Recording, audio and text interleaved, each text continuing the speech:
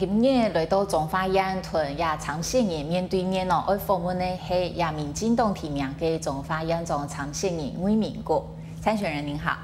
主持人好。您姓魏哦，其实我们知道彰化其实还蛮多姓魏的人，是其实我们说有客家底的。那您跟客家有没有渊源？我们姓魏的应该是来自丰原哈，或者是在推上清朝的时候，应该是在福建的饶平那边过来的哈。那饶平都是客家人的，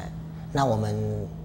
都知道说我们是客家底的，是不会讲客家话的客家人。据客委会最新的委托的调查说，彰化县整个彰化县大概有93000个客家人，大概是7.2%。但是其实我们也知道，包括您是埔心人，就是埔心、员林、永靖、田尾，其实这边他们乡镇公所做的调查，就是当地的客家人可能有70%以上。那未来如果您当选县长，您对在地的客家，您觉得需要做些什么？就是说客委会在我们彰化办一些，每一年都办一次呼老客文化祭哈。但是办一办以后，我觉得说对客家的文化语言的保存，在我们彰化来落地生根是没有多大的帮助的。我还是认为说，将来有机会当县长以后，应该要成立一个客语富裕的一个运动。成立一个基金会，让客语的族群能够每一年在暑假或者是寒假来办客语一个富裕的一个文化营，让小朋友能够跟父母一起来学客语。只要我们把客语客家话能够保存下来，我们对族群的认同才是最根本的。学校我就是会每一周有一天是母语的，母语日，就是这一个礼拜，这一个礼拜鼓励每一个小朋友都讲他的母语。您刚刚有提到就是办活动的部分，还有客语的部分。那其实不管是中央或地方政府对客家政策的想象，除了这个以外，还有一个是会去尽量满足在地客家乡亲对他们聚会的场所的需求。那我们的驻地记者他就是也常常来到彰化采访。那其实蛮多乡亲会反映说，我们希望可以有一个我们的馆舍或者相关这个，但另一方面也会很多人说很怕。弄了一个这个又变文字馆，那您对这一点您的想法是什么？我觉得说，与其要做，不如还是有从教育着手，语言的着手，来恢复他们。一定需要一个硬体的。对，不需要，因为你做了以后，其实大家又不是讲客家话，你只摆了一些客家的一些文物，即使你也不是认同只是说看一些古物或者是一些雕刻，他并不会认同自己是客家人，还是要从教育着手，还是要以恢复讲客家话为要务了。其他我认为说那个都是对客家的语言的富裕是没有什么帮助的。以您收到就是彰化乡亲他们最介意的事情要怎么去解决？您觉得是什么？彰化县的县民最在意就是说这几年来都没有什么，就是改变的很少。那尤其是外移的人口很多，我们彰化县每一年都有8000个人外流，所以彰化县人口越来越少，是全国外移现在最严重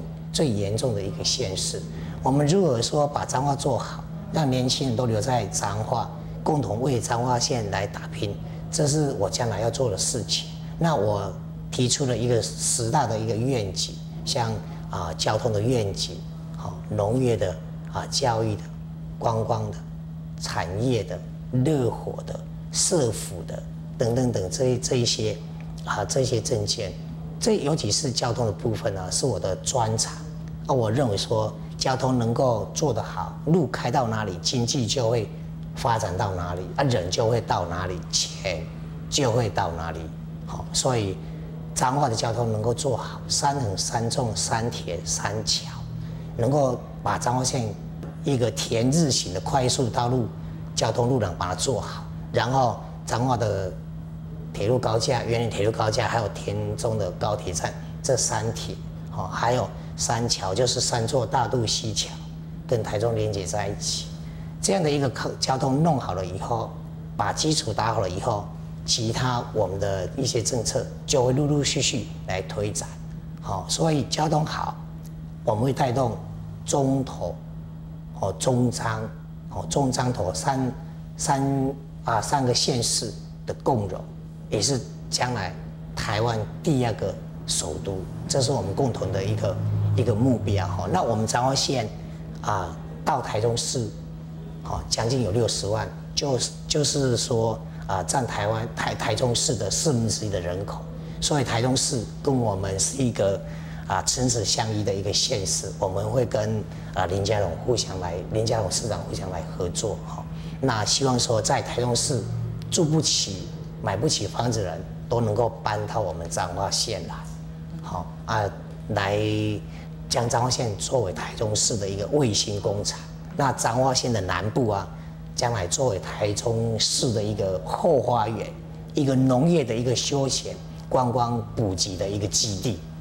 民进党提名了您，但是前台联的立委黄文玲小姐，她就是用无党籍的身份参选。那这个对您会不会有什么影响？您觉得？我们台联跟民进党是兄弟党，在我们彰化县根本就没有分裂。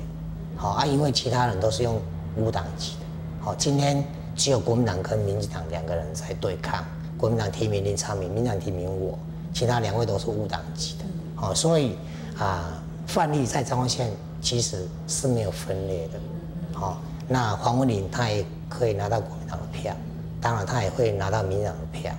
当然对我们来讲多多少少也会有影响，但是毕竟台联是没有支持她，台联也没有提名她，这样对我们的冲击会降低很多。那我们也呼吁乡亲，本土的力量能够团结在一起。